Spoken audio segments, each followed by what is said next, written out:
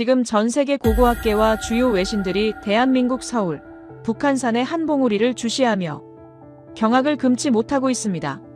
조금 전 한국을 찾은 세계적인 역사학자가 험한 바위산 정상에서 비명을 지르며 오열하는 모습이 포착되었기 때문입니다. 그는 평소 한국의 고대산은 중국과 일본의 아류일 뿐이라며 비아냥대던 인물이었습니다.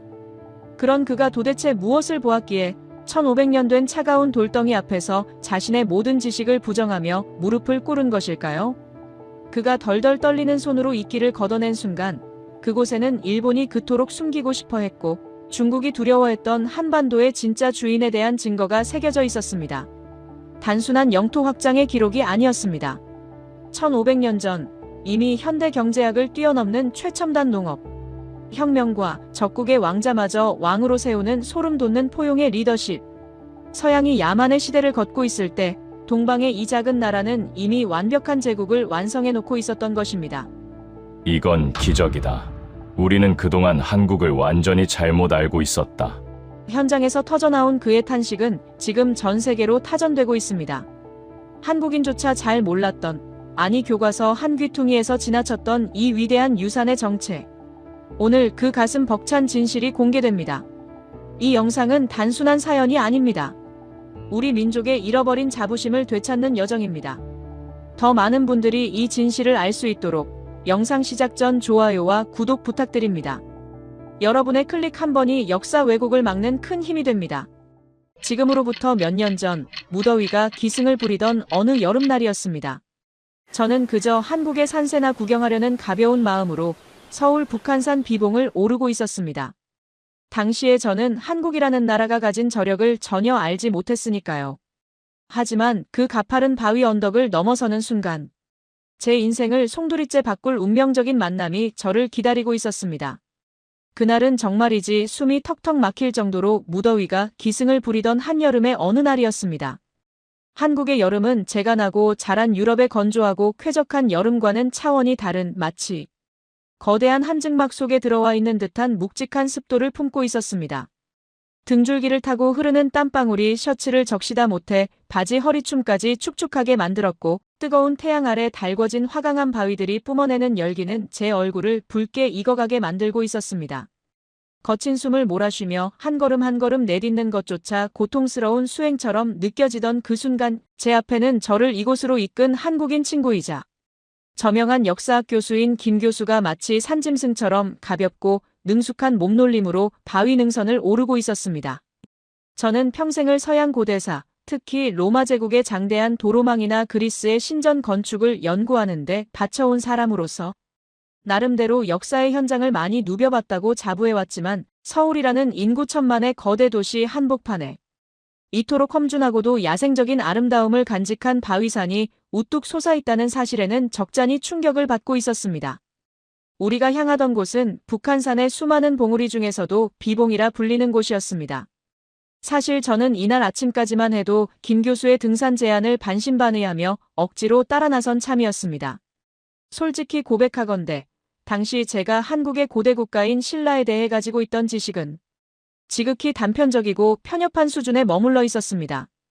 고구려의 광활한 영토나 백제의 세련된 문화에 비해 한반도 동남쪽 구석진 곳에 자리 잡았던 신라는 발전이 가장 늦었고 국력도 미약했던 작은 나라라는 것이 제 머릿속에 박힌 고정관념이었습니다.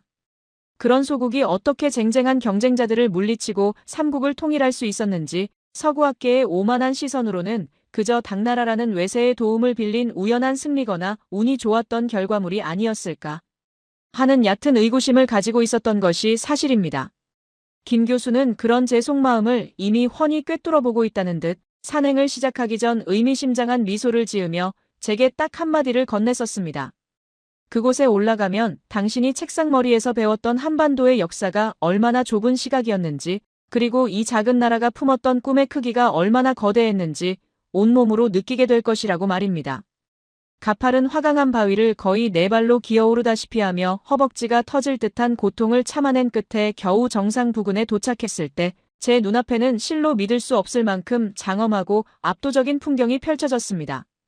발 아래로는 빽빽한 빌딩 숲으로 이루어진 서울이라는 거대한 메트로폴리스가 끝없이 펼쳐져 있었고 그 콘크리트 정글 사이를 유유히 가로지르는 한강의 물줄기가 오후의 햇빛을 받아 마치 살아있는 용의 비늘처럼 눈부시게 반짝이고 있었습니다.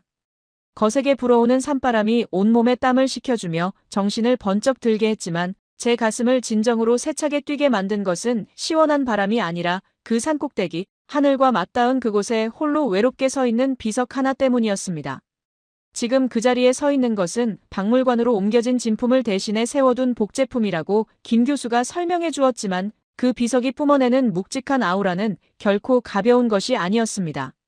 1500년이라는 아득한 시간을 뛰어넘어 그 자리에 존재하는 역사의 증인 앞에서 김 교수는 비석의 거친 표면을 어루만지며 아주 흥미롭고도 드라마틱한 이야기를 들려주기 시작했습니다. 지금으로부터 약 200년 전인 1816년 7월, 지금의 우리처럼 가만히 있어도 땀이 흐르는 무더위가 기승을 부리던 어느 여름날에 2명의 젊은 조선 선비가 바로 이 자리에 섰다고 합니다. 그중 한 명은 훗날 당대 최고의 석학이자 명필로 추앙받게 될 추사 김정희였습니다. 당시 혈기왕성한 31살의 김정희는 친구와 함께 호기심 하나만으로 이 높은 곳까지 올라왔고 그때까지만 해도 사람들은 이 비석을 그저 조선 건국을 도운 무학대사가 세운 비석 정도로 잘못 알고 있었다고 합니다. 1000년이 넘는 세월 동안 비바람에 깎이고 두꺼운 이끼가 비석 전체를 뒤덮고 있어서 누구도 그 진가를, 그 안에 숨겨진 거대한 비밀을 알아보지 못했던 것입니다. 하지만 천재는 천재를 알아보는 법일까요? 김정희는 남다른 직감과 학구열로 비석을 뒤덮은 두꺼운 이끼를 맨손으로 걷어내기 시작했습니다. 거친 돌 표면을 손톱이 닳도록 긁어내고 챙겨온 물을 부어 닦아내자 그 속에 숨죽이고 있던 글자들이 무려 1200년 만에 세상 밖으로 그 희미한 윤곽을 드러냈습니다. 김 교수의 생생한 묘사를 들으며 저는 마치 제가 1816년의 그 현장으로 시간 여행을 떠나 김정희의 어깨 너머로 그 순간을 목격하고 있는 듯한 전율을 느꼈습니다. 김정희의 떨리는 손끝에서 드러난 첫 번째 판독 결과, 그것은 바로 지능태왕이라는 4글자였습니다. 태왕이라니요. 저는 그 단어를 듣는 순간 제 귀를 의심하며 김 교수를 다시 쳐다보았습니다. 태왕은 왕 중의 왕, 즉 황제와 다름없는 절대적인 칭호입니다. 당시 동아시아 질서에서 황제는 오직 중국의 지배자만이 사용할 수 있는 칭호라고 배웠던 제게 한반도 귀퉁이의 작은 나라 신라의 왕이 스스로를 태왕이라 칭했다는 사실은 제가 알고 있던 역사적 상식과 정면으로 배치되는 충격적인 사건이었습니다. 이 발견은 실로 엄청난 의미를 내포하고 있었습니다. 아무도 주목하지 않았던 그저 등산객들의 쉼터로나 쓰였던 산꼭대기의 돌덩이가 사실은 신라의 전성기를 이끌었던 정복. 군주진흥왕이 직접 군대를 이끌고 이 높은 곳까지 올라와 세운 순수비였다니 말입니다. 여기서 순수라는 말은 단순히 구경을 다닌다는 뜻이 아닙니다. 황제가 천하를 돌아다니며 하늘과 산천의 제사를 지내고 백성들의 삶을 직접 살피며 자신의 통치권이 미치는 영역을 확인하는 고대 제왕들의 신성한 통치 행위를 뜻합니다. 즉, 진흥왕은 단순히 영토를 넓힌 것을 기념하기 위해 비석을 세운 것이 아니라 자신이 확보한 영토를 직접 발로 밟으며 확인하고 그곳을 신라의 천하, 곧 자신의 제국으로 선포하는 황제의 위엄을 만천하에 과시했던 것입니다. 저는 비봉 정상에 위태롭게 서서 김 교수가 손가락으로 가리키는 방향을 따라 시선을 옮겼습니다. 맑은 날에는 한강하구는 물론이고 멀리 서해 인천 앞바다까지 한눈에 들어온다는 그곳을 바라보며 상상에 잠겼습니다. 1500년 전 진흥왕은 바로 이 자리에 서서 자신이 획득한 한강 유역의 광활한 대지를 내려다보았을 것입니다. 경상도 내륙에 갇힌 분지 국가였던 신라가 험준한 소백 산맥을 넘어 한반도의 심장부인 한강을 차지하고 더 나아가 서해를 통해 선진 문물인 중국과 직접 교류할 수 있는 바닷길을 열었다는 벅찬 감동을 이 높은 곳에서 만끽했을 것입니다. 그것은 단순한 정복자의 만족감이 아니라 변방의 작은 나라가 이제 우물 안개구리 신세를 벗어나 세계를 향해 나아가는 제국으로 발돋움했다는 거대한 선언이자 포효였을 것입니다. 김 교수는 가방에서 비석의 탁본 사진을 꺼내 제게 보여주며 설명을 이어갔습니다. 김정희가 발견하기 전까지 약 1000년 동안이나 이 비석의 정체를 세상이 몰랐던 결정적인 이유는 바로 역사 기록의 부재 때문이었다고 합니다. 정사라 불리는 삼국사기 어디에도 진흥왕이 직접 북한산에 올라왔다는 구체적인 기록이 남아있지 않았기 때문이죠. 그래서 김정희의 발견은 단순히 오래된 유물 하나를 찾은 고고학적 성과가 아니라 잊히고 단절되었던 역사의 고리를 다시 연결하여 한 민족의 자존심을 되살린 위대한 사건이었습니다. 김정희는 그 감흥을 도저히 이기지 못해 비석의 옆면에 자신이 언제 친구, 누구와 함께 와서 이 비석이 진흥왕의 것임을 확인했는지 새겨넣기까지 했다고 합니다. 저는 그 이야기를 들으며 역사는 기록하는 자의 것이기도 하지만 그것을 알아보고 지키려는 후대의 처절한 노력 없이는 영원히 어둠 속에 묻힐 수도 있다는 사실을 뼈저리게 느꼈습니다. 19세기의 천재학자가 6세기의 정복군주를 알아보는 그 시공을 초월한 만남이 바로 이 바위 위에서 이루어졌다는 사실에 가슴이 뭉클해졌습니다. 그런데 그때였습니다. 비석을 바라보며 상념에 잠겨있던 저를 보며 김 교수가 갑자기 표정을 아주 진지하게 바꾸더니 저에게 날카로운 질문을 던졌습니다. 교수님, 그런데 한번 생각해 보십시오. 진흥왕이 과연 단순히 나 땅 이만큼 넓혔다고 자랑하고 싶어서 병사들을 혹사시켜가며 이 무거운 돌을 굳이 이 험하고 높은 산꼭대기까지 끌고 올라와 비석을 세웠을까요? 1500년 전의 기술로. 이 작업을 수행하는 것은 엄청난 국력과 인력이 소모되는 일입니다. 단순히 과시욕이라고 하기에는 그 수고가 너무나 큽니다. 이 비석 속에 담긴 진짜 메시지, 진흥왕이 후대에게 남기고 싶었던 진짜 유산은 따로 있습니다. 저는 그 질문에 잠시 말문이 막혔습니다. 서양의 정보광들이 승전비를 세우는 것과는 본질적으로 다른 무언가가 있다는 말인가요?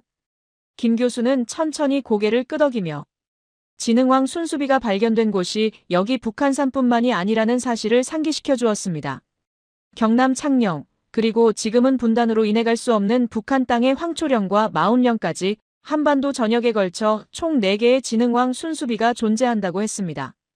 그리고 그 비석들에는 당시 신라가 어떻게 꼴찌 국가에서 벗어나 그 짧은 시간에 급격한 성장을 이룰 수 있었는지 그 비밀을 풀 수 있는 열쇠가 마치 암호처럼 촘촘하게 새겨져 있다고 했습니다. 특히 그 중에서도 창녕비에는 1500년 전 신라 사회를 송두리째 바꾼 오늘날로 치면 산업혁명에 버금가는 경제, 혁명의 결정적인 증거가 남아있다는 그의 말에 저는 역사학자로서의 본능적인 호기심이 강렬하게 발동하기 시작했습니다. 그것은 단순한 군사적 승리에 대한 기록이 아니었습니다. 국가의 근간을 뒤흔들고 백성들의 삶을 획기적으로 개선한 거대한 시스템의 변화에 대한 기록이었습니다. 김 교수는 제게 창녕비에 새겨진 아주 특별하고도 기이한 한자 하나에 대해 이야기해주겠다고 했습니다.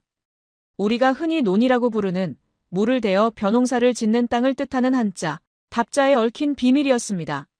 한자의 종주국인 중국이나 한자를 받아들인 일본의 사전에는 존재하지 않는 오직 한국인들이 스스로 만들어 쓴 고유한 한자가 그 1500년 전 비석에 선명하게 새겨져 있다는 사실, 그리고 그 글자가 의미하는 바가 신라의 국력 폭발과 직결된다는 설명은 제 머릿속을 강하게 때렸습니다. 저는 북한산 정상의 거센 바람을 온몸으로 맞으며 깊은 생각에 잠겼습니다. 우리는 흔히 고대사를 화려한 전쟁과 영웅들의 무용담으로만 기억하려 합니다. 하지만 진흥왕이 꿈꾸었던 제국은 단순히 칼과 창의 무력으로만 만들어진 것이 아니었습니다. 백성들의 먹고 사는 문제를 근본적으로 해결하고 생산력을 극대화하여 경제적 풍요를 이룩한 탄탄한 바탕 위에서야 비로소 강력한 군대 양성과 지속적인 영토 확장이 가능했던 것입니다. 1500년 전 이 땅의 리더들은 이미 현대 경제학이 강조하는 부국 강병의 원리를 정확히 꿰뚫고 있었고 그것을 국가 정책으로 실현해냈던 것입니다. 산 아래를 다시 한번 내려다보았습니다. 빽빽하게 들어선 서울의 아파트 단지와 하늘을 찌를 듯한 마천루들이 보였습니다. 오늘날 대한민국이 전쟁의 폐허를 딛고 일어나 세계적인 경제대국으로 성장한 그 저력의 뿌리가 어쩌면 1500년 전 진흥왕 시대에 이미 싹트고 있었던 것은 아닐까 하는 생각이 뇌리를 스쳤습니다. 김 교수는 이제 산을 내려가면서 그 구체적인 증거들을 하나하나 이야기해주겠다고 했습니다. 쌀농사를 통한 농업혁명에서 시작하여 강대국들 사이에서 살아남기 위해 펼쳤던 국제 외교전을 방불케 하는 치열한 수싸움, 그리고 적국의 왕자마저 내 편으로 만드는 소름, 돋는 포용의 리더십까지 비석에 새겨진 이야기는 이제 겨우 서막을 올렸을 뿐이라고 했습니다. 저는 마지막으로 비봉의 비석을 한 번 더 경건한 마음으로 어루만졌습니다. 거칠고 차가운 돌의 감촉이 손끝에 전해졌지만 그 안에 담긴 역사의 무게와 뜨거운 열정은 제 심장을 요동치게 만들었습니다. 서양인인 제가 그동안 알지 못했던, 아니 서구 중심의 사고방식에 갇혀 알려고조차 하지 않았던 동방의 작은 나라가 품고 있던 위대한 제국의 서사시가 이제 막 그 첫 장을 열고 있었습니다. 저는 떨리는 가슴을 안고 김 교수의 뒤를 따라 하산을 시작했습니다. 내려가는 발걸음은 올라올 때보다 훨씬 가볍게 느껴졌지만 제 머릿속은 앞으로 듣게 될 이야기에 대한 기대와 흥분으로 꽉 차 터질 것만 같았습니다. 과연 신라는 어떻게 그 척박한 환경 속에서 기적 같은 농업혁명을 일으키고 그것을 발판으로 삼국 통일의 기틀을 다질 수 있었을까요? 그 위대한 비밀을 듣기 위해 저는 서둘러 발걸음을 옮겼습니다. 산을 내려온 우리는 서울의 붐비는 도심 속에서도 시간이 멈춘 듯 고요한 어느 전통 찻집으로 자리를 옮겼습니다. 등산으로 온몸에 진이 다 빠진 상태였지만 은은한 나무 향기와 함께 얼음을 띄운 붉은 빛깔의 오미자차 한 잔을 마시자 비로소 정신이 맑아지는 기분이었습니다. 창밖으로 보이는 현대적인 서울의 풍경과 찻집 내부의 고풍스러운 분위기가 묘한 대조를 이루는 그곳에서 김 교수의 역사 강의는 멈추지 않고 이어졌습니다. 그는 가방에서 아주 두툼하고 묵직해 보이는 자료 뭉치를 꺼내 탁자 위에 조심스럽게 펼쳐놓았습니다. 그것은 우리가 방금 보고 온 북한의 비석이 아닌 경상남도 창녕에서 발견된 또 다른 지능왕 순수비에 관한 정밀 분석 자료들이었습니다. 대한민국 국보 제33호로 지정된 이 창녕비는 발견 당시의 에피소드부터가 기가 막힌 사연을 품고 있었습니다. 김 교수의 설명에 따르면 일제강점기 시절 소풍을 갔던 학생들이 우연히 산기슭에서 이 비석을 발견했다고 합니다. 하지만 당시 학교장이었던 일본인은 이 위대한 발견을 마치 자신의 공로인 양가로체 학계에 보고했고 오랫동안 그 진실이 가려져 있었다고 합니다. 역사를 빼앗으려 했던 자들과 그것을 지켜내려 했던 땅의 기억, 그 씁쓸한 이야기를 들으며 저는 역사를 대하는 태도에서부터 느껴지는 무게감을 다시 한번 실감했습니다. 게다가 이 비석은 1500년이라는 세월 동안 비바람에 시달리며 마모되어 육안으로는 전체 글자 중 3분의 1 이상을 도저히 판독할 수 없을 만큼 훼손된 상태였다고 합니다. 하지만 김 교수가 제게 보여준 것은 단순한 먹물 탁본이나 흐릿한 사진이 아니었습니다. 그는 현대 과학기술이 밝혀낸 놀라운 성과를 보여주었습니다. 바로 최첨단 3차원 레이저 스캔 기술을 이용해 마모된 비석 표면의 미세한 굴곡과 깊이까지 읽어낸 디지털 복원 데이터였습니다. 사람의 눈이나 종이를 대고 문지르는 탁본으로는 놓칠 수밖에 없는 돌 표면에 남은 아주 미세한 홈 하나하나까지 찾아내어 1500년 전의 문자를 완벽하게 되살려낸 것입니다. 마치 과학수사대가 범죄 현장의 지문을 찾아내듯 현대의 한국 학자들은 집요하고 끈질기게 과거의 흔적을 추적했습니다. 그리고 그 치열한 과정 끝에 학계를 발칵 뒤집어 놓은 글자 하나가 세상 밖으로 드러났습니다. 김 교수는 붉은 펜으로 자료의 한 부분을 크게 동그라미 치며 저에게 보여주었습니다. 그것은 바로 밭전자 위에 물수자가 합쳐진 글자, 바로 논답자였습니다. 저는 처음에는 그 글자가 왜 그토록 대단한 발견인지 즉각 이해하지 못했습니다. 한자 문화권인 한국에서 한자를 쓰는 것이 무엇이 특별한가 싶었기 때문입니다. 하지만 김 교수의 이어지는 설명은 제 상식을 완전히 깨뜨리고 전율을 안겨주었습니다. 교수님, 이 글자는 한자의 종주국인 중국의 자전에도 그리고 한자를 받아들인 일본의 사전에도 존재하지 않는 글자입니다. 오직 한국인들이, 신라 사람들이 스스로 만들어낸 글자입니다. 중국에서는 물이 있는 밭을 수전이라고 두 글자로 풀어 쓰는데 유독 신라의 비석에서만 물과 밭을 위아래로 합쳐 하나의 새로운 글자로 창조해 사용했다는 것입니다. 이것은 단순한 문자 표기의 차이가 아니었습니다. 1500년 전 신라 사람들에게 벼농사, 즉 논농사가 남의 나라. 글자를 빌려 쓰는 것만으로는 도저히 표현할 수 없을 만큼 독자적이고 필수적인 생존 기반이자 국가의 핵심 산업이었다는 사실을 증명하는 결정적인 증거였습니다. 언어는 존재의 집이라는 말처럼 신라인들에게 노는 단순한 경작지가 아니라 국가의 운명을 짊어진 터전이었던 것입니다. 김 교수는 여기서 한 걸음 더 나아가 신라가 이룩한 경제혁명에 대해 열변을 토하기 시작했습니다. 고대 국가에서 국력은 곧 인구수였고 인구를 부양할 수 있는 힘은 전적으로 식량 생산량에서 나왔습니다. 건조한 밭농사에 비해 물을 가두어 짓는 논농사는 단위 면적당 생산량이 비교할 수 없을 만큼 월등히 높습니다.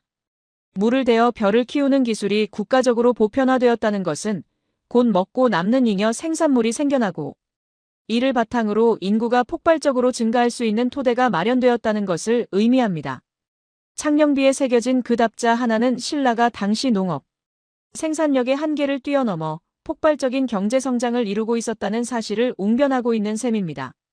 저는 그제야 진흥왕이 어떻게 그 많은 군대를 유지하고 험준한 산맥을 넘어 영토를 확장할 수 있었는지 이해가 되기 시작했습니다. 나폴레옹이 군대는 배로 움직인다고 했듯 풍부한 식량 생산 없이는 제국의 꿈도 불가능했을 테니까요. 더욱 놀라운 사실은 이러한 농업혁명이 단순히 농부들이 씨앗을 뿌리는 수준이 아니었다는 점입니다. 김 교수는 울산의 오현 유적에서 발견된 고고학적 증거 사진을 보여주었습니다. 그곳에서는 청동기 시대부터 삼국시대에 이르는 논의 흔적이 층층이 발견되었는데 신라시대로 넘어오면서 논의 면적이 비약적으로 넓어지고 구획이 마치 바둑판처럼 반듯하게 정리된 모습이 확인되었습니다. 그리고 그 논바닥 흙 속에서 아주 선명하고 충격적인 흔적이 발견되었습니다. 그것은 바로 소의 발자국이었습니다. 1500년 전 진흙 속에 찍힌 소의 발자국이 그대로 굳어 화석처럼 남은 것입니다. 이것은 무엇을 의미할까요? 바로 우경, 즉 소를 이용해 밭을 가는 기술이 보편화되었다는 뜻입니다. 사람이 괭이질을 하는 것과 소가 쟁기를 끄는 것은 차원이 다른 생산성의 차이를 만듭니다. 김 교수는 덧붙여 말했습니다. 교수님, 당시 소는 지금의 트랙터나 다름없는 최첨단 농기계였습니다. 신라 정부는 이 소를 이용한 경작법을 국가정책으로 장려하고 보급했습니다. 게다가 신라 고분 곳곳에서 출토되는 정교한 철제, 농기구들은 당시 신라가 무기를 만드는 최첨단 제철 기술을 농업에 과감하게 접목시켰음을 보여줍니다. 전쟁 무기를 만들 쇠를 녹여 농기구를 만들었다는 것은 그만큼 농업, 생산력 증대를 국정의 최우선 과제로 삼았다는 뜻입니다. 오늘날로 치면 최신형 자동화 설비와 스마트팜 기술을 도입해 농업혁명을 일으킨 것과 다를 바가 없는 충격적인 발전이었습니다. 김 교수는 여기서 멈추지 않고 경상북도 영천에 있는 청제비에 대한 이야기를 꺼냈습니다. 진흥왕의 바로 앞 시대인 버풍왕 때 세워진 이 비석에는 거대한 저수지를 축조하고 관리한 기록이 상세하게 남아있다고 했습니다. 농사를 위해 대규모 수리시설을 만들고 국가가 나서서 물을 관리했다는 것은 신라가 이미 고도의 행정력과 토목기술을 갖춘 시스템 국가였음을 증명합니다. 하늘만 바라보며 비가 오기만을 기다리는 원시적인 농업이 아니라 인간의 지혜와 힘으로 물을 가두고 다스리며 가뭄과 홍수를 대비하는 계획 경제가 1500년 전에 이미 실행되고 있었던 것입니다. 창녕비에 새겨진 39명의 고위 관료들의 이름, 그들이 단순히 왕을 따라 유람을 온 것이 아니라 이러한 국가적 사업을 점검하고 백성들을 독려하기 위해 현장에 파견된 엘리트 집단이었다는 사실도 새롭게 다가왔습니다. 저는 찻잔을 들어 입에 가져갔지만 차가 다 식도록 마시는 것도 잊은 채 김 교수의 이야기에 완전히 빠져들었습니다. 우리가 흔히 신라를 화려한 금관이나 불교 문화 혹은 화랑의 낭만 정도로만 기억하는 동안 그 이면에는 이토록 치밀하고 과학적인 경제 시스템이 통일바퀴처럼 작동하고 있었던 것입니다. 답이라는 글자 하나를 창조해낼 만큼 주체적이었고 소와 철을 이용해 대지를 개간하고 저수지를 막아 물길을 돌리는 대역사를 감행했던 사람들. 진흥왕의 정복전쟁과 영토 확장은 어느 날 갑자기 일어난 기적이 아니라 할아버지와 아버지 세대부터 차곡차곡 쌓아올린 탄탄한 경제력과 기술력이 있었기에 가능한 필연적인 결과였습니다. 김 교수는 창녕비에 대한 설명을 마치며 진흥왕이 이토록 농업과 토지에 집착했던 이유가 결국은 더 큰 꿈을 위한 포석이었다고 힘주어 말했습니다. 단순히 노동력을 확보해 성을 쌓는 단계에서 벗어나 토지의 생산성 자체를 극한으로 높여 국가의 부를 축적하는 단계로 진입한 신라. 이제 고가는 가득 찼고 무기고에는 예리한 철제 무기들이 쌓였으며 든든하게 먹고 자란 건강한 젊은이들이 군인으로 성장했습니다. 준비는 끝났습니다. 이제 웅크리고 있던 호랑이, 진흥왕에게 남은 것은 이 폭발 직전의 국력을 밖으로 분출시키는 것뿐이었습니다. 하지만 전쟁은 단순히 힘만 세다고 배가 부르다고 이기는 단순한 게임이 아닙니다. 당시 신라 주변에는 신라보다 훨씬 더 강대하고 역사가 깊은 고구려와 백제가 눈을 부라리며 버티고 있었습니다. 특히 고구려는 대륙을 호령하던 동북아시아의 패자로 군림하던 거인이었고, 백제는 오랜 세월 신라와 동맹을 맺어 고구려를 함께 막아온 형제 같은 나라였습니다. 김 교수는 이제 우리가 아주 냉혹하고도 비정한 국제정치의 현장으로 들어가야 한다고 목소리를 낮췄습니다. 100년 동안 이어져 온 굳건한 동맹을 하루아침에 배신하고 어제의 적과 손을 잡는 충격적인 반전 드라마가 기다리고 있다고 말입니다. 진흥왕 순수비에는 그 피비린내 나는 외교전의 비밀과 살아남기 위해 악마와도 거래해야 했던 군주의 고뇌가 숨겨져 있다는 김 교수의 말에 저는 등골이 오싹해지는 기분을 느꼈습니다. 과연 진흥왕은 그 탄탄한 경제력을 바탕으로 어떤 위험한 선택을 했을까요? 그리고 우리가 신이라고 믿었던 가치들이 국가의 생존과 이익 앞에서는 얼마나 허무하게 무너질 수 있는지 1500년 전의 비석은 우리에게 어떤 잔혹한 진실을 말해주고 있을까요? 저는 다음 이야기가 너무나 궁금해져서 김 교수에게 어서 다음 장을 넘겨달라고 재촉하지 않을 수 없었습니다. 찻집의 은은한 조명 아래서 1500년 전 한반도를 뒤흔들었던 거대한 음모와 배신, 그리고 승부수의 이야기가 이제 막 시작되려 하고 있었습니다. 찻잔의 따스한 온기가 서서히 식어갈 무렵, 찻집의 공기는 한층 더 무겁고 진중하게 가라앉았습니다. 김 교수는 가방 깊숙한 곳에서 세월의 흔적이 느껴지는 낡은 지도 한 장을 꺼내 탁자 위에 조심스럽게 펼쳤습니다. 그것은 휘황찬란한 네온사인이 번쩍이는 현재의 대한민국 지도가 아닌 1500년 전 삼국시대에 치열했던 형세를 붓으로 그려낸 지도였습니다. 그의 거친 손가락이 지도의 정중앙 한반도의 허리를 가로지르는 굵고 푸른 물줄기를 짚었습니다. 바로 지금 우리가 앉아있는 이 서울을 관통하여 서해로 유유히 흘러드는 한강이었습니다. 교수의 눈빛이 그 어느 때보다 날카롭게 빛나며 제 눈을 응시했습니다. 교수님, 고대 국가에서 강은 단순히 물이 흐르는 길을 넘어 국가의 생명줄이자 가장 빠른 고속도로였습니다. 특히 이 한강 유역은 한반도 전체에서 가장 비옥한 농토를 가졌을 뿐만 아니라 당시 세계의 중심이었던 중국과 가장 빠르고 안전하게 교류할 수 있는 바닷길의 유일한 관문이었습니다. 당시 고구려, 백제, 신라 삼국 중에서 누가 이 한강을 차지하느냐가 곧 한반도의 패권을 누가 쥐느냐를 결정하는 가장 중요한 열쇠였지요. 저는 고개를 끄덕였습니다. 로마가 지중해를 장악했기에 제국이 될 수 있었고 이집트가 나일강을 가졌기에 문명을 꽃피웠듯 신라에게도 바다로 나가는 숨통이 트이는 것은 단순한 욕망이 아니라 국가 생존의 문제였을 테니까요. 하지만 지도를 자세히 들여다볼수록 당시 신라가 처해 있던 상황은 절망적이리만큼 암울해 보였습니다. 6세기 초반까지 신라는 한반도의 동남쪽 구석, 지금의 경상도 지역에 철저하게 고립되어 갇혀있는 형국이었습니다.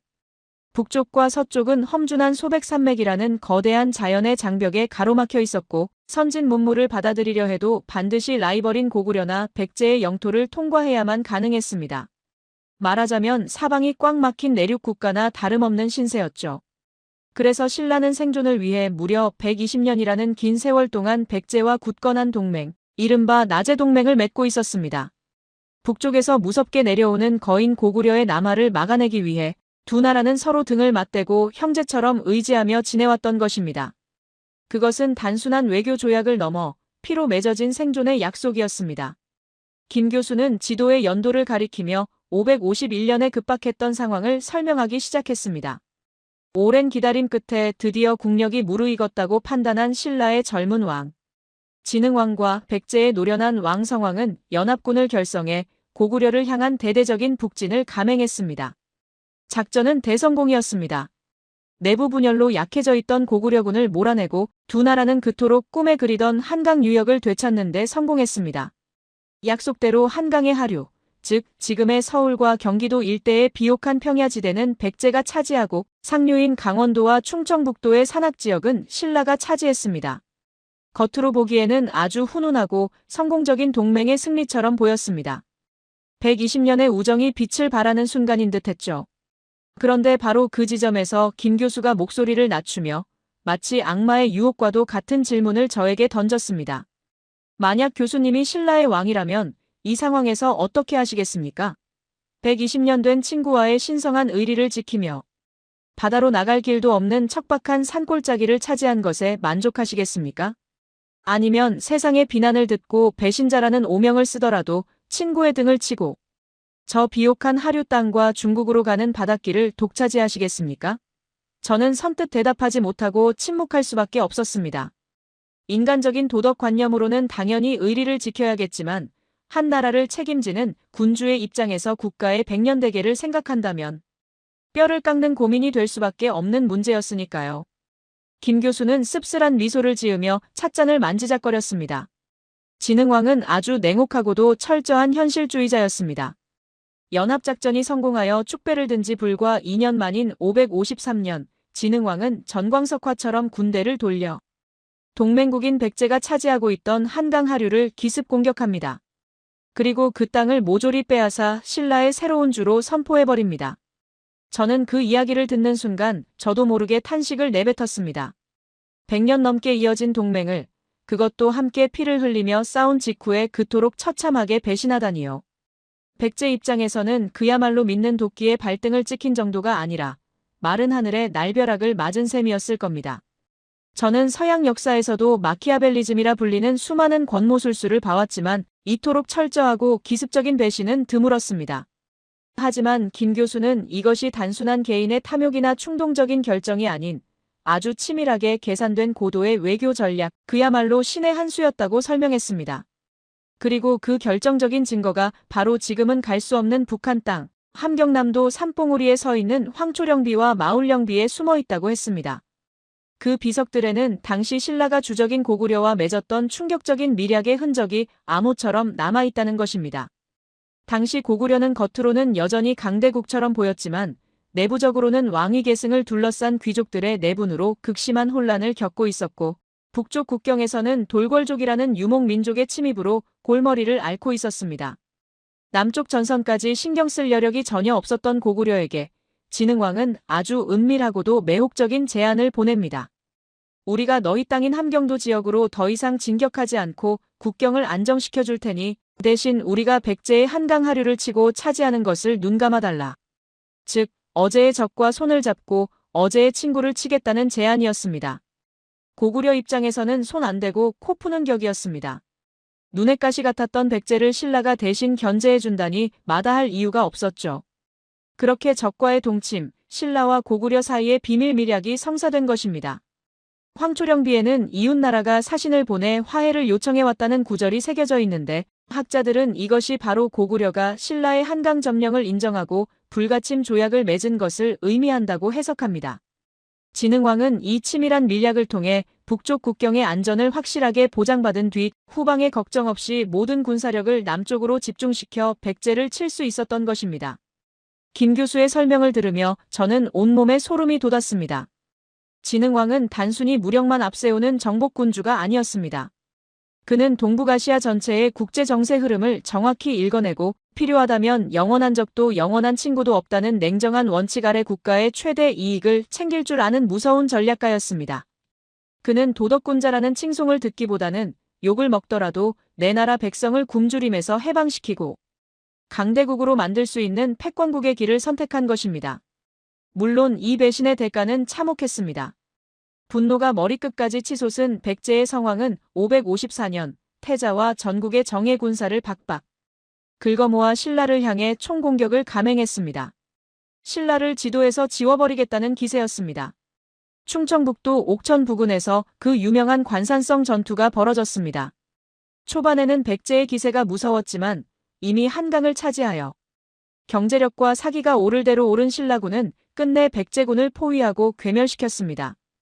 그리고 백제의 영웅이자 성군이었던 성왕은 그 전투에서 비참하게 목숨을 잃고 잘린 머리가 신라의 궁궐 계단 밑에 묻히는 수모를 겪게 됩니다. 무려 3만 명에 달하는 백제의 꽃같은 젊은이들이 그날 하루에 몰살당했습니다. 이 전투로 백제는 재기불능의 치명타를 입었고 나제 동맹은 서로를 죽이지 못해 안달난 철천지원수 지간으로 바뀌었습니다.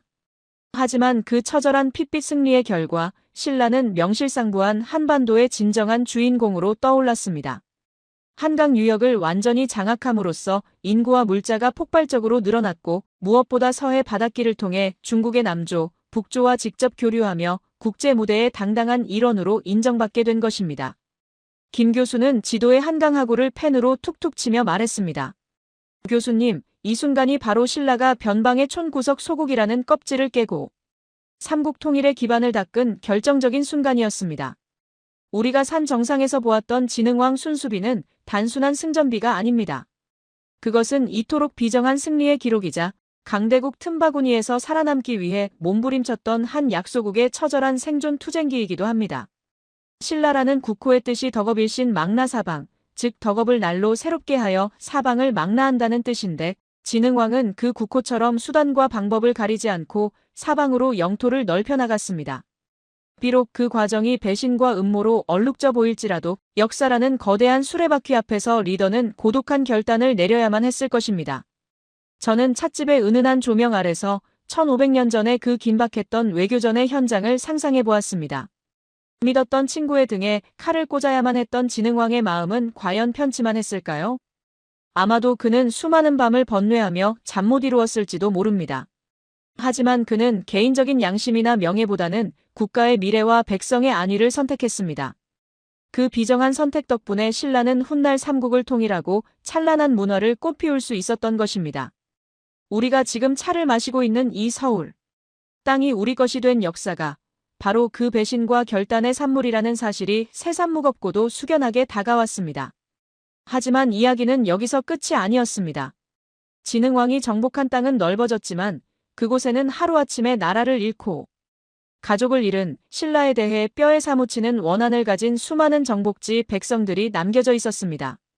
칼로 땅을 뺏을 수는 있어도 피로 얼룩진 원한을 지우고 사람의 마음을 얻는 것은 훨씬 더 어렵고 고단한 일입니다. 과연 진흥왕은 이 분노한 사람들을 어떻게 다스렸을까요? 김 교수는 이제 또 다른 비석, 충청북도 단양에 있는 단양 적성비 이야기를 꺼냈습니다. 그곳에는 전쟁터의 냉혈한과는 전혀 다른 적국의 백성들마저 감동시켜 네 사람으로 만들었던 진흥왕의 또 다른 얼굴, 놀라운 포용의 리더십이 기록되어 있다고 했습니다. 전쟁터에서는 피도 눈물도 없는 냉혹한 승부사였던 그가 통치의 현장에서는 어떻게 따뜻한 성군의 모습을 보여줄 수 있었을까요? 그리고 멸망시킨 나라의 왕자마저 자신의 신하로, 아니 왕으로 세우려 했던 그 대범함과 파격은 도대체 어디서 나온 것일까요? 저는 식어버린 오미자차를 단숨에 들이키며 김 교수에게 어서 다음 이야기를 들려달라고 재촉하지 않을 수 없었습니다. 피비린내 나는 전장을 지나 이제는 진정으로 사람의 마음을 얻기 위한 진흥왕의 또 다른 전쟁, 고도의 심리전 이야기가 우리를 기다리고 있었습니다. 김 교수는 차분하게 가라앉은 목소리로 이야기를 이어갔습니다. 우리가 방금 전까지 뜨겁게 토론했던 진흥왕이 피도 눈물도 없는 냉혹한 외교관이자 비정한 정복, 군주의 얼굴을 하고 있었다면 이제부터 만나게 될 진흥왕은 전혀 다른, 아니 정반대의 얼굴을 하고 우리를 기다리고 있었습니다. 그것은 바로 날카로운 칼보다 더 강하고 깊은 울림을 주는 마음의 힘, 즉 진정한 포용의 리더십이었습니다. 김 교수는 가방에서 또 다른 탁본 사진 한 장을 꺼내 제 앞에 놓았습니다. 충청북도 단양의 가파른 산성, 적성산성에서 발견된 국보 제198호 단양 적성비의 모습이었습니다. 이 비석은 신라가 고구려의 영토였던 단양 지역을 점령한 직후 그 승리를 기념하고 민심을 수습하기 위해 세운 것입니다. 보통 역사 속에서 승리자가 패배자의 땅에 세운 비석이라고 하면 나의 위대함을 찬양하거나 저항하는 자는 죽음을 면치 못할 것이라는 공포스러운 경고문이 붉은 피처럼 적혀 있기 마련입니다.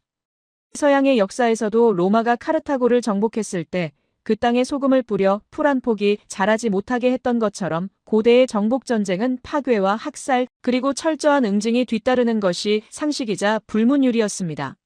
하지만 적성비에 촘촘하게 새겨진 내용은 제 예상을 완전히 빗나갔습니다. 비석의 주인공은 위대한 왕이나 용맹한 장군이 아닌 야이차라는 낯설고 투박한 이름의 인물이었습니다. 김 교수의 상세한 설명에 따르면 이 야이차라는 인물은 원래 이 지역에 살던 토착민, 즉 신라 입장에서는 적국인 고구려의 백성이었을 가능성이 매우 높은 인물입니다. 신라군이 이 험준한 산악 지역을 공격할 때 야이차는 위험을 무릅쓰고 신라군을 위해 길을 안내하거나 적의 동향에 대한 결정적인 정보를 제공하는 등 큰 공을 세우고 안타깝게 전사한 것으로 보입니다. 놀라운 것은 그 다음이었습니다. 전쟁이 끝나고 영토가 신라의 것이 된 후 진흥왕은 죽은 야이차를 잊지 않았습니다. 비석에는 야이차가 세운 공을 아주 구체적이고 상세히 기록하고 그에게 높은 벼슬을 추서했을 뿐만 아니라 그의 아내와 자식들에게까지 대대적인 포상과 특권을 내렸다는 내용이 구구절절 적혀 있었습니다. 심지어 그 내용은 왕이 직접 명령을 내려 돌에 새기게 한 것이었습니다. 저는 이 대목에서 적잖은 충격을 받았습니다. 전쟁이 끝난 직후의 혼란스러운 상황에서 나라의 최고 통치자가 일개 지방민, 그것도 어제까지만 해도 적국의 백성이었던 자의 죽음을 직접 챙기고 영원히 지워지지 않는 돌비석에 그 이름을 새겨 기린다는 것은 당시의 신분제 사회로서는 상상조차 하기 힘든 파격이었습니다. 이것은 단순한 보상이 아니었습니다. 진흥왕은 이 비석을 통해 공포와 불안에 떨고 있는 점령지, 백성들에게 아주 강력하고도 명확한 메시지를 보낸 것입니다. 너희의 출신 성분이 어디든 과거의 고구려 사람이었든 백제 사람이었든 상관없다. 이제 너희는 신라의 백성이다. 나에게 충성하고 능력을 보여주는 자는 반드시 그에 합당한, 아니 그 이상의 대우를 받을 것이며 너희의 가족까지 내가 책임지겠다. 야이차의 이야기는 뜬소문이 아니라 눈에 보이는 거대한 돌에 새겨진 왕의 약속이었기에 패전의 공포에 떨던 사람들의 마음을 단번에 사로잡고 안심시켰을 것입니다. 이것이야말로 수만 명의 군대보다 더 강력한 심리전이자 적을 진정한 내 편으로 만드는 고도의 통치 기술이었습니다. 김 교수는 여기서 멈추지 않고 더 놀랍고 극적인 이야기를 꺼냈습니다. 바로 멸망한 나라의 왕자까지 품에 안은 진흥왕의 대범함에 관한 이야기였습니다. 당시 신라의 서쪽 경상북도 고령 지역에는 철의 왕국이라 불리던 가야 연맹의 맹주 대가야가 있었습니다. 대가야는 우수한 철기 문화를 바탕으로 끝까지 신라에 저항했던 강력한 세력이었습니다. 하지만 역사의 수레바퀴 앞에서 대가야 역시 신라의 파죽지세와 진흥왕의 야망 앞에서는 무릎을 꿇을 수밖에 없었죠. 보통 나라가 망하면 왕족들은 처형당하거나 노예로 전락하는 것이 역사의 비정한 법칙입니다. 후환을 없애기 위해서라도 씨를 말리는 것이 일반적이고 그것이 권력의 생리입니다. 하지만 진흥왕의 선택은 달랐습니다. 우리가 앞서 보았던 창녕비와 적성비에는 도설지라는 인물의 이름이 등장합니다. 그는 바로 대가야의 마지막 태자, 즉 왕위를 계승할 예정이었던 왕자였습니다. 그런데 놀랍게도 비석 속에 그는 죄인이나 포로의 신분이 아니라 신라의 고위 관료로서 당당히 이름을 올리고 있었습니다. 진흥왕은 나라를 잃고 망명한 적국의 태자를 죽이기는커녕 그를 신라의 귀족으로 받아들이고 신라 최고의 관등을 주어 자신의 곁에 두었습니다. 심지어 대가야를 완전히 정복한 후에는 도설지를 다시 가야 지역으로 보내 그곳을 다스리는 책임자로 임명했다는 기록도 있습니다. 멸망시킨 나라의 왕자를 다시 그 나라의 지배자로 임명하다니요. 만약 도설지가 딴 마음을 품고 반란이라도 일으킨다면 어쩌려고 그랬을까요? 김 교수는 이것이 진흥왕의 엄청난 자신감과 치밀한 계산에서 나온 포용 정책이라고 설명했습니다. 하루아침에 나라가 망해 분노와 슬픔, 그리고 신라에 대한 적개심에 잠겨있는 가야. 사람들에게 자신들이 모시던 왕자가 신라의 귀족이 되어 화려하게 돌아온 모습은 어떤 의미였을까요? 그것은 안도감과 동시에 신라라는 나라에 대한 거부감을 줄여주는 결정적인 계기가 되었을 것입니다. 우리 왕자님도 저렇게 대우를 받고 신라의 높은 분이 되셨는데 우리도 신라 백성이 되면 차별받지 않고 살 수 있겠구나 하는 희망을 심어준 것이죠. 진흥왕은 물리적인 영토 통합에 그치지 않고 사람과 사람, 마음과 마음을 통합하는 화학적 결합을 꿈꾸었던 것입니다. 도설지라는 인물은 결국 신라 귀족 사회에 완전히 동화되었고 훗날 삼국통일의 주역이 되는 김유신 장군 역시 가야 왕족의 후손이라는 점을 생각하면 진흥왕의 이러한 포용 정책이 얼마나 먼 미래까지 내다본 신의 한 수였는지 알 수 있습니다. 그리고 진흥왕의 포용력은 정치와 군사의 영역을 넘어 문화와 예술의 영역까지 부드럽게 뻗어나갔습니다. 김 교수는 찻집에 흐르는 조용한 국악선율을 가리키며 우리에게 너무나 익숙한 악기, 가야금에 얽힌 사연을 들려주었습니다. 12현의 울림이 아름다운 가야금의 명인으로 알려진 우륵. 그 역시 원래는 가야 성열현 출신의 사람이었습니다. 가야 연맹이 몰락하고 나라가 어지러워지자 그는 자신의 분신과도 같은 가야금을 들고 제자들과 함께 적국인 신라로 망명했습니다. 당시 신라 조정의 보수적인 늙은 신하들은 우륵을 받아들이는 것을 격렬하게 반대했다고 합니다. 망한 나라의 음악은 슬프고 유약해서 듣는 사람을 나약하게 만든다. 재수가 없는 망국의 음악을 왜 받아들이느냐는 편협한 논리였죠. 하지만 젊은 군주 진흥왕의 생각은 차원이 달랐습니다. 그는 우륵을 따뜻하게 맞아주어 국원, 지금의 충주 땅에 살게 했을 뿐만 아니라 신라의 가장 똑똑하고 재능 있는 엘리트 청년 3명을 직접 선발하여 우륵에게 본의 가야금과 노래, 춤을 배우게 했습니다. 신하들의 거센 반대에도 불구하고 진흥왕은 대가야가 망한 것은 왕이 정치를 잘못해서이지 음악 탓이 아니다. 음악에는 국경이 없다. 좋은 것은 받아들여 우리 것으로 만들어야 한다라고 일갈했습니다. 결국 우륵의 가야금은 신라의 정식 궁중음악인 대악으로 채택되었고 오늘날까지 한국을 대표하는 전통악기로 전해지게 되었습니다. 만약 그때 진흥왕이 옹졸한 승리감에 취해 우륵을 내쳤다면 우리는 가야금이라는 아름다운 인류의 유산을 영영 잃어버렸을지도 모릅니다. 진흥왕은 정복전쟁으로 영토를 넓히는 하드파워뿐만 아니라 문화와 예술을 통해 서로 다른 배경을 가진 백성들의 마음을 하나로 묶는 소프트파워의 중요성을 이미 1500년 전에 정확히 꿰뚫어 보고 있었던 것입니다. 김 교수의 열정적인 설명을 들으며 저는 찻집의 창밖을 멍하니 바라보았습니다. 서울의 거리를 바쁘게 오가는 수많은 사람들, 저마다 다른 고향과 배경을 가진 사람들이 하나의 대한민국이라는 울타리 안에서 어우러져 살아가는 모습이 새롭게 보였습니다. 어쩌면 이 통합의 유전자는 1500년 전 진흥왕이 심어놓은 씨앗에서 비롯된 것이 아닐까 하는 생각이 들었습니다. 야이차라는 이름 없는 시골의 촌부부터 도설지라는 적국의 고귀한 왕자, 그리고 우륵이라는 천재 예술가까지 진흥왕의 배에는 이 모든 사람을 태울 수 있는 자리가 마련되어 있었던 것입니다. 그는 단순히 땅을 정복한 왕이 아니라 사람을 정복한 진정한 의미의 황제였습니다. 비석에 새겨진 그 수많은 이름들, 당시에는 신라 사람, 백제 사람, 가야 사람, 고구려 사람으로 나뉘어 서로를 죽이고 미워했던 그들이 진흥왕이라는 거대한 용광로 속에서 녹아들어 비로소 한국인이라는 하나의 정체성으로 다시 태어나는 과정을 저는 목격하고 있는 듯 했습니다. 김 교수는 식어버린 찻잔을 내려놓으며 나직이 하지만 힘주어 말했습니다. 교수님, 신라가 훗날 삼국을 통일할 수 있었던 진짜 힘은 강력한 군사력이나 경제력만이 아니었습니다. 고구려가 훨씬 더 강한 기병과 군대를 가졌고 백제가 더 화려한 문화를 가졌지만 결국 최후의 승자가 신라가 될 수 있었던 건 바로 이 놀라운 포용력 덕분이었습니다. 내 편이 아니었던 사람들, 나에게 칼을 겨눴던 사람들까지 내 편으로 만드는 힘, 그것이 바로 신라가 천년사직을 이어갈 수 있었던 비결이지요. 저는 가슴 한구석이 묵직해지는 감동을 느꼈습니다. 역사는 흔히 승자의 기록이라고 폄하되기도 하지만 진흥왕의 비석은 단순한 승리의 과시가 아니었습니다. 그것은 갈등과 분열을 넘어 화합과 공존으로 나아가려 했던 한 위대한 리더의 처절한 고뇌와 시대를 앞서간 원대한 비전이 담긴 철학서였습니다. 서양의 제국들이 정복지를 수탈하고 그들의 문화를 말살했던 것과는 달리 신라는 그들을 품어안고 더 큰 하나가 되기를 선택했습니다.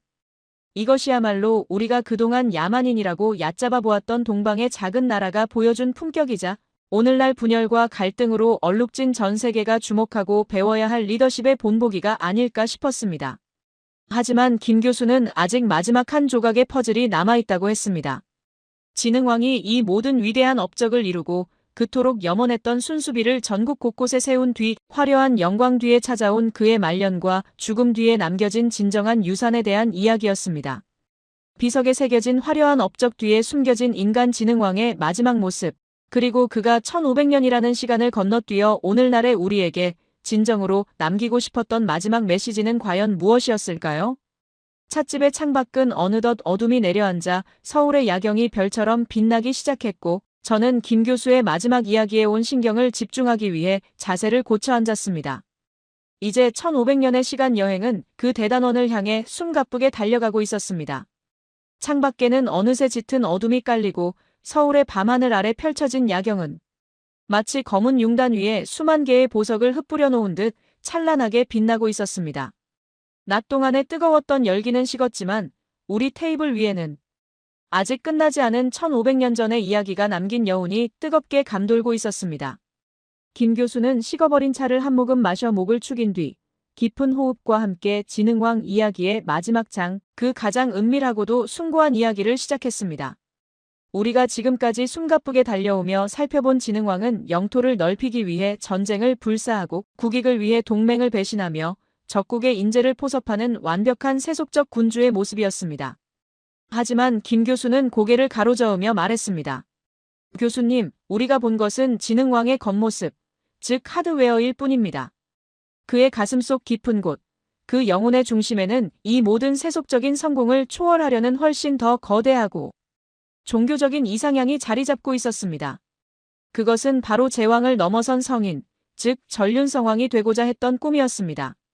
김 교수는 비석의 탁본 구석에 새겨진 얼핏 보면 지나치기 쉬운 난해한 8글자를 손가락으로 짚으며 풀이해 주었습니다. 덕업일신 망나사방.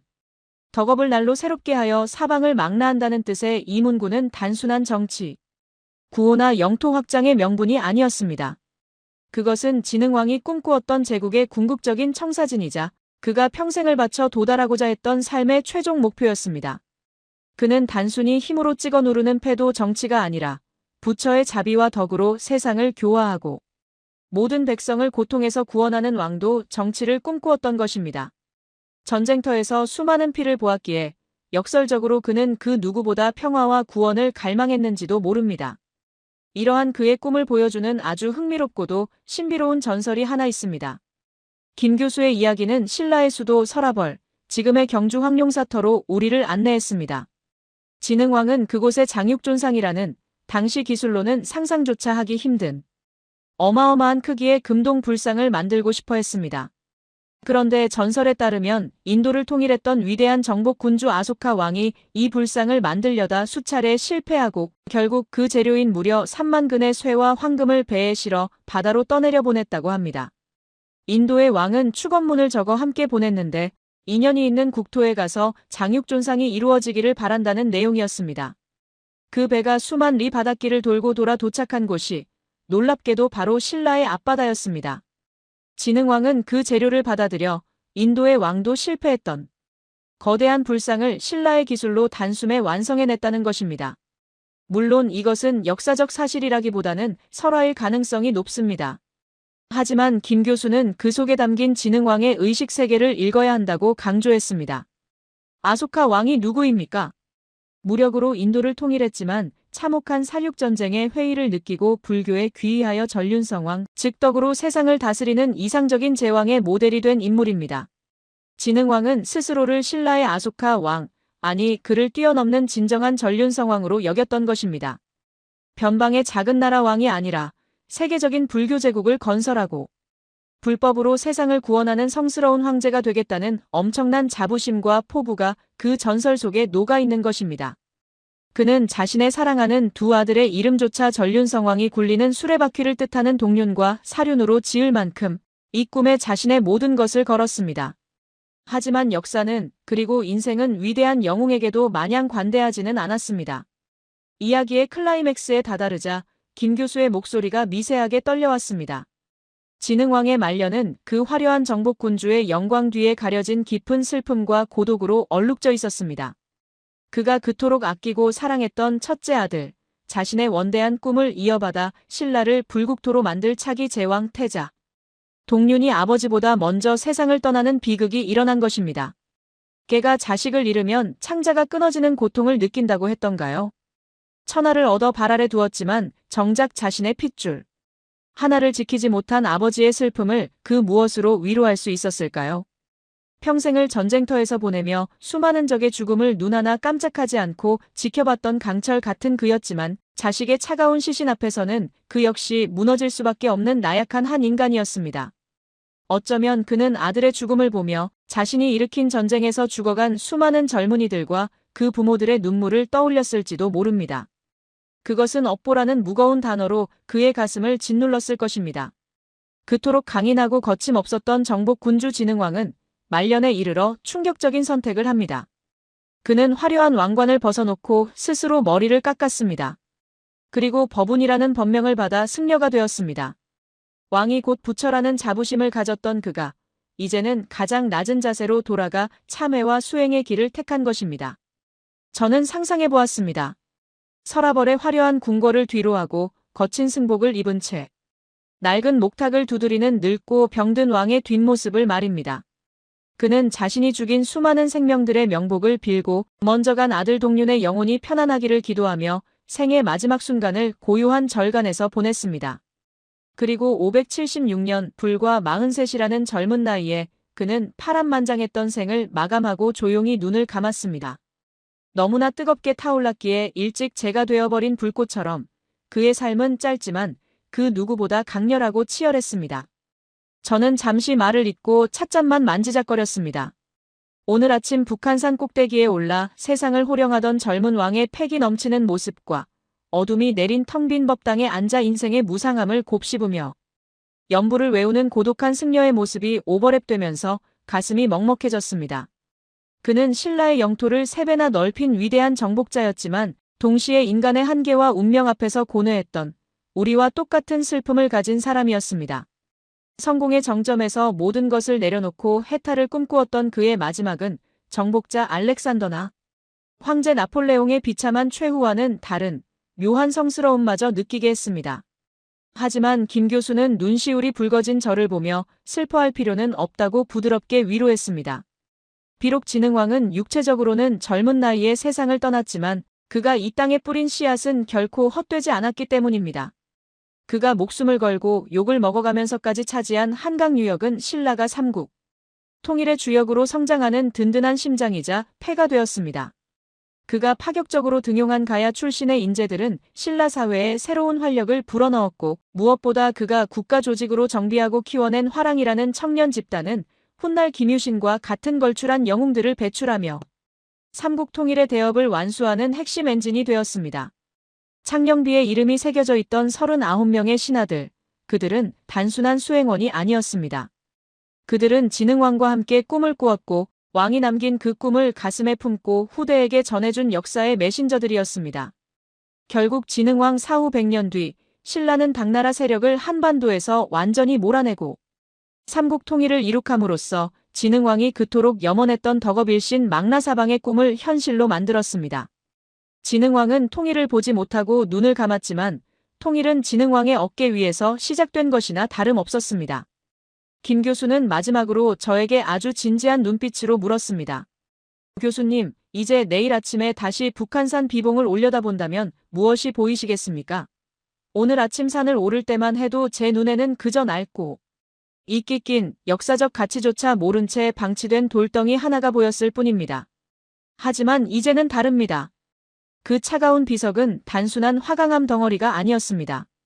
그것은 1500년 전 대륙의 변방 촌구석에 있던 약소국이라는 패배주의적 운명을 거부하고 스스로 제국이 되고자 했던 한 남자의 뜨거운 심장이 박동하는 소리였습니다. 생존을 위해 몸부림쳤던 한 민족의 피와 땀이 응축된 거대한 역사책이었습니다. 그리고 무엇보다 갈등과 분열의 시대를 넘어 통합과 상생, 그리고 평화로 나아가고자 했던 시대를 수천 년이나 앞서간 리더의 간절한 기도가 담긴 성물이나 다름없었습니다. 찻집을 나서는 길, 서울의 밤 공기는 여전히 후덥지근했지만 제 가슴 속에서는 알 수 없는 시원한 바람이 불어오는 듯 했습니다. 거리에는 수많은 자동차의 불빛이 강물처럼 흐르고 있었고 거대한 빌딩 숲은 1500년 전 신라가 꿈꾸었던 번영을 증명하듯 화려하게 빛나고 있었습니다.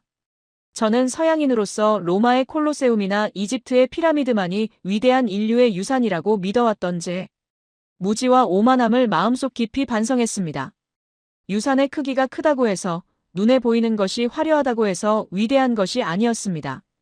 척박한 환경 속에서도 굴하지 않고 끊임없이 혁신하고 어제의 적까지 품어 안으며 더 나은 미래를 향해 나아갔던 신라의 정신, 그리고 그 정신을 돌에 새겨 후세에 남기려 했던 그 의지야말로 인류가 기억해야 할 진정한 위대함이었습니다. 일본의 학자들이 그토록 이 비석의 가치를 축소하고 역사를 왜곡하여 감추고 싶어 했던 이유도 어쩌면 알 것 같았습니다. 이 비석이 증명하는 한반도의 저력, 그들보다 훨씬 앞서 문명과 제국을 건설했던 이 땅의 진실이 두려웠기 때문일지도 모릅니다.